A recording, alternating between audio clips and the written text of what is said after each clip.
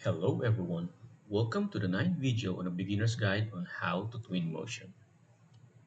So, in today's video, we're gonna go through urban within the context menu. Okay, let's do this. So, going back to context, we've already tackled pathing, vegetation paint, and vegetation scatter. Lastly is the urban, which is this one. So, let's click this option. Here, let's wait for it to pop out a little bit. You see the map of the world. Let's try and click an area where we like, so something random, this area right here. Now, click this button right here, which is called zone to grab. You will see a darkened gray area. This area is the one that will not be shown, so we will be focusing here in the middle area, which is the highlighted one. So what we can do here is only zoom in and zoom out. We can actually expand or make this rectangle bigger. So instead, let's look for some area right here in random. Let's look for a park with some bridges on it or a highway. Let's zoom out. All right, this should be good. Now, once we're happy with what we've selected, click this grab button right here. And once I click this, two things gonna happen again. It's either my laptop will hang or it might crash.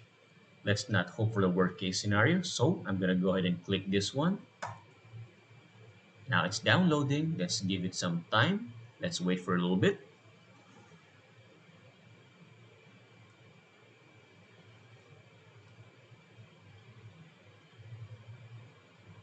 Okay, my laptop's starting to get noisy. The fans are running at full speed. It's getting hot now. Never mind, there it is. That's it. I guess that's really it. So, increasing the speed. Let's zoom in a little bit.